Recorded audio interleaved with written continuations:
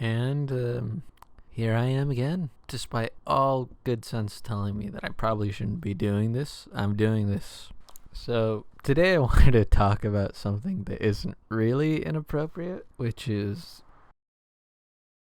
how I came to identify as polyamorous. I don't know, I just don't really know what this podcast is yet, totally. So I thought for this third episode I'd get something a little more personal. I honestly can't even remember now. Oh wait, no. I guess I got pretty personal on the last one too, but that's not something I'd ever discuss with someone in public. This is something that I would probably talk to someone I know too about. It all started back in, I think, 2017, which I mostly remember as the year that the Nintendo Switch came out. But it was the last year that I had dated someone monogamously.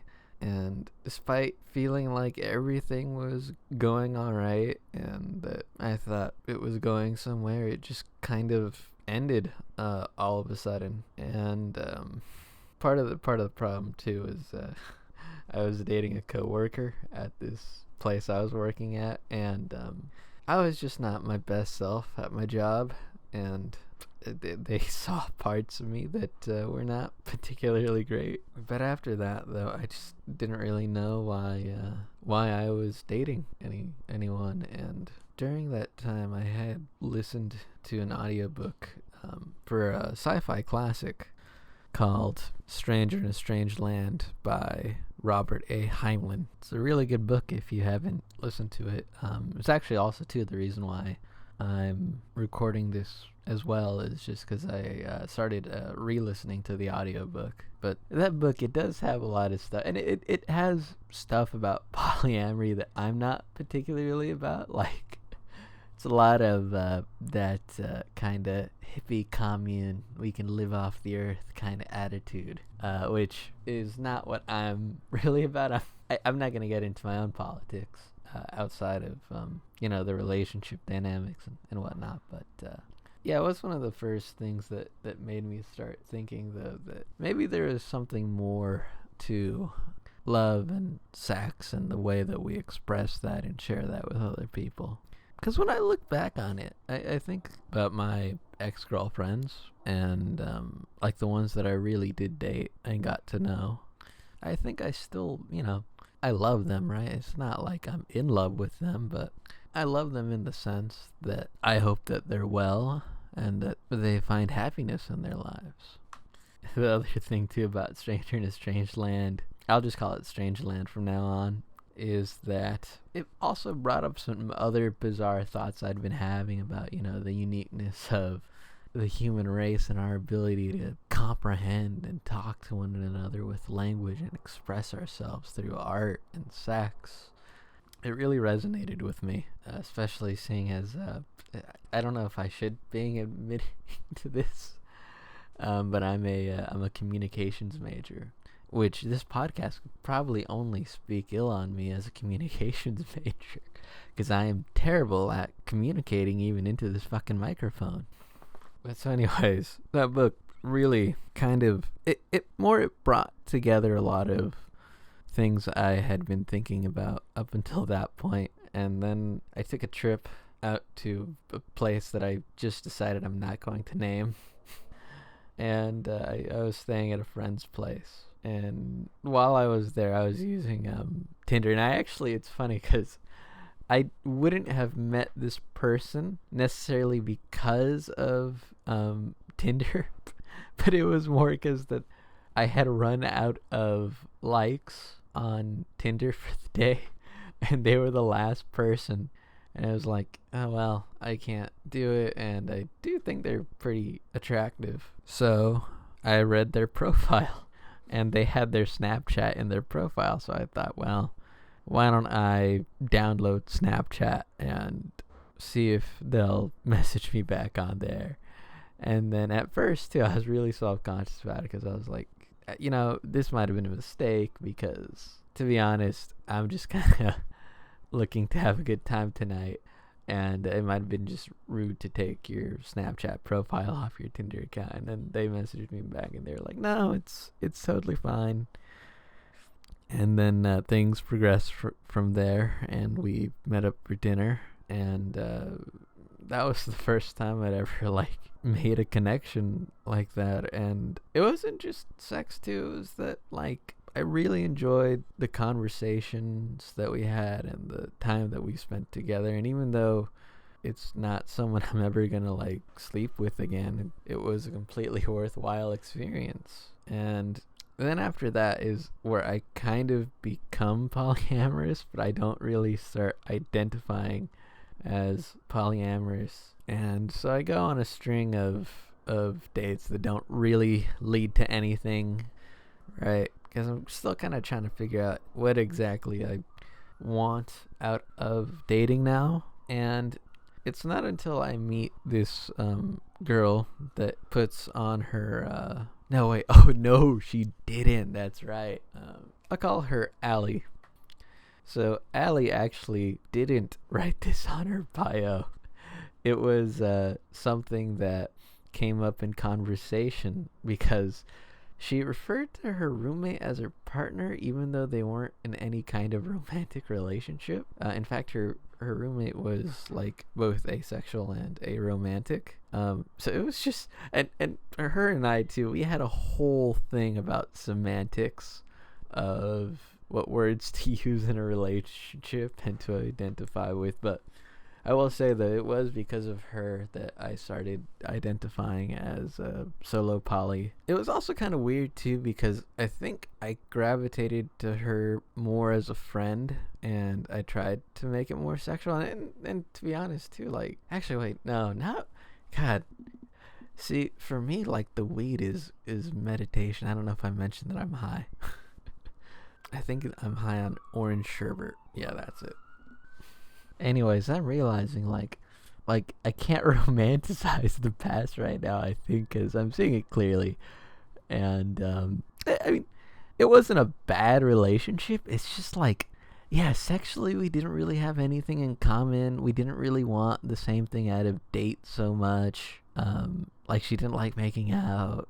Oh God. But so then after that though, that's how I identify as solo poly. And I identified as solo poly until I met my current primary partner.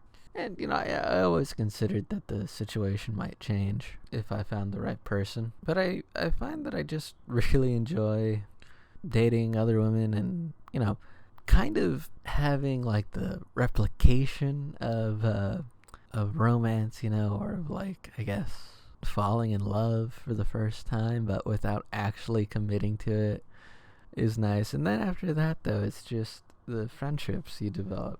Because it's not just about sex to me. They have to be people whose company I can genuinely enjoy.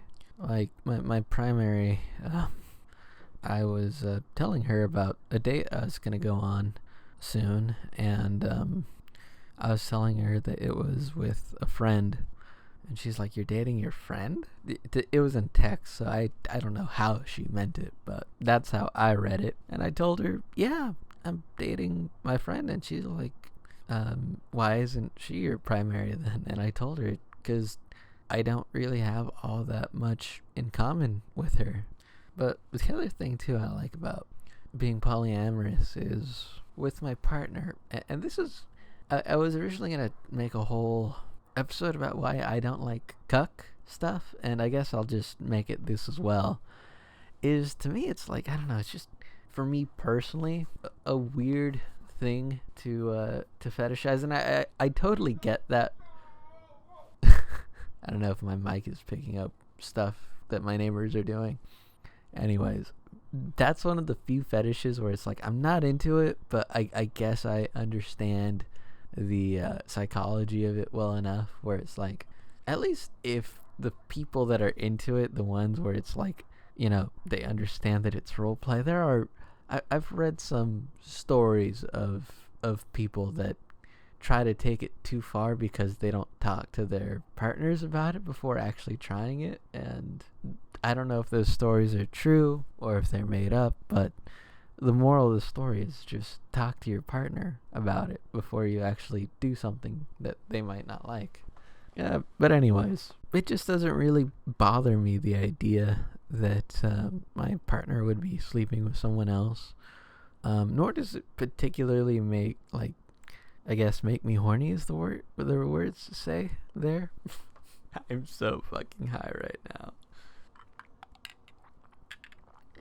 But I think the other thing too is I think society, we need to be better about sex education, because I still feel like so much of what we're taught, both from the media in general and even in the education system, is still very, I don't even know if I would say that it's just heteronormative, because I mean I'm heterosexual, but I don't know what to say with the how it's normative towards the idea of it being like just two people in a relationship that is closed.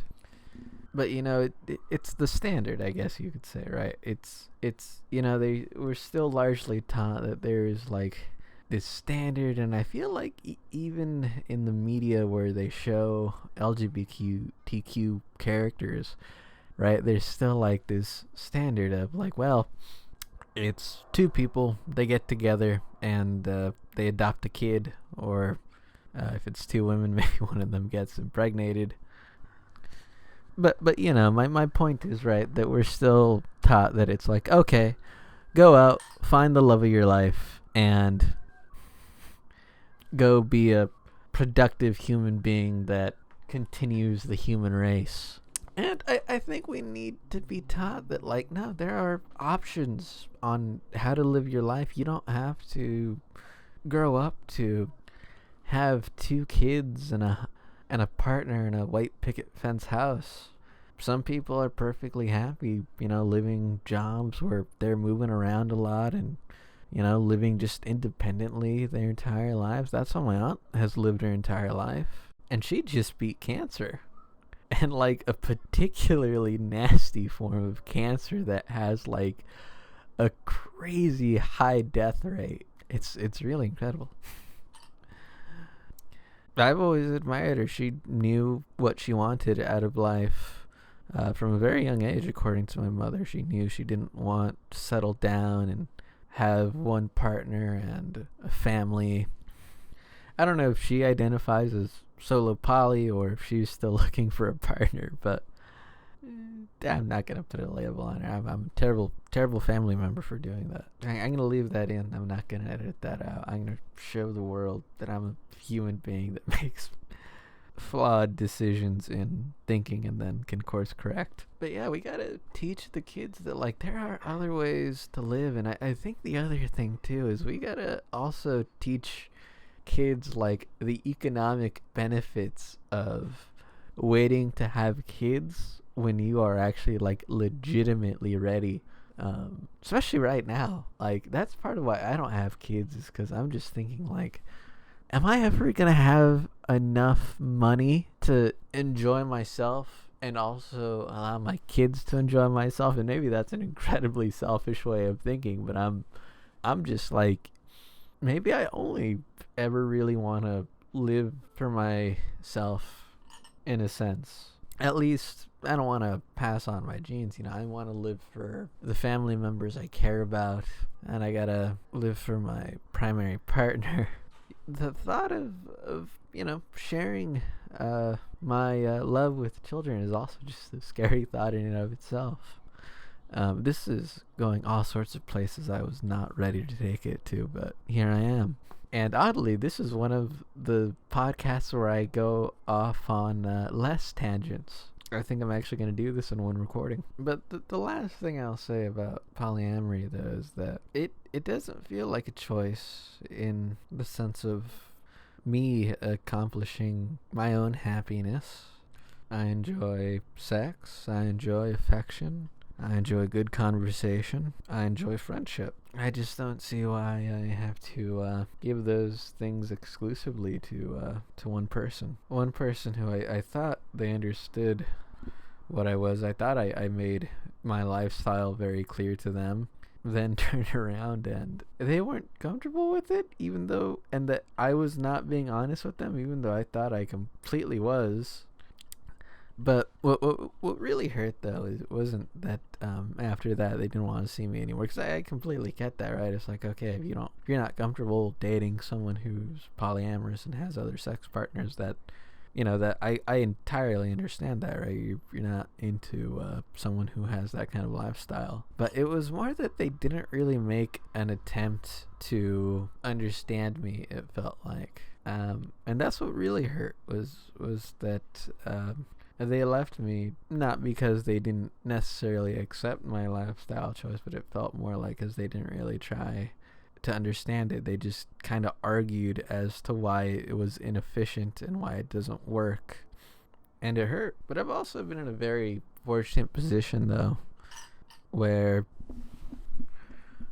my immediate family are very liberal when it comes to like a lot of the relationship stuff and understanding.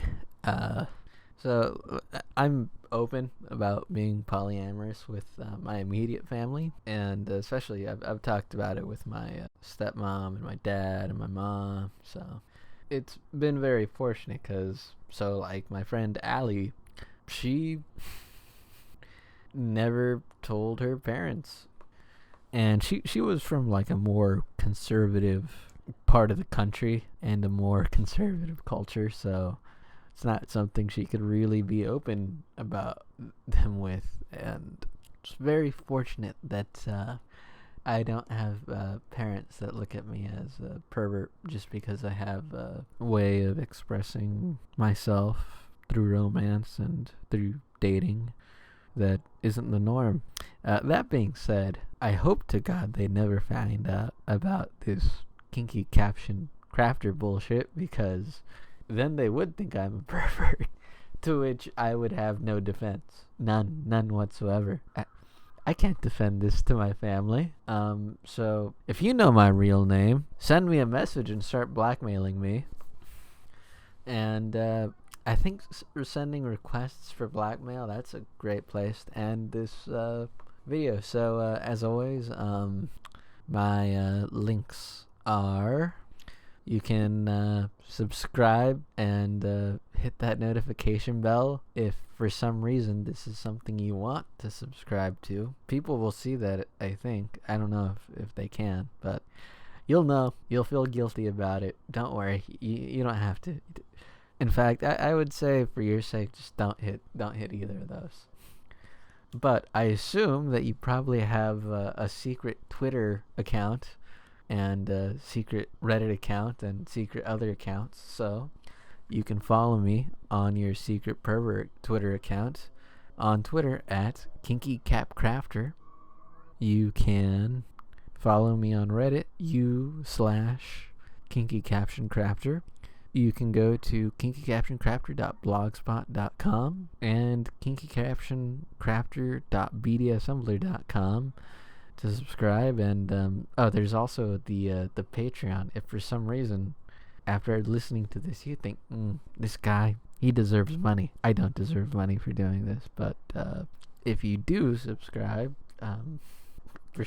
you can get my captions if that's something you want. Bye.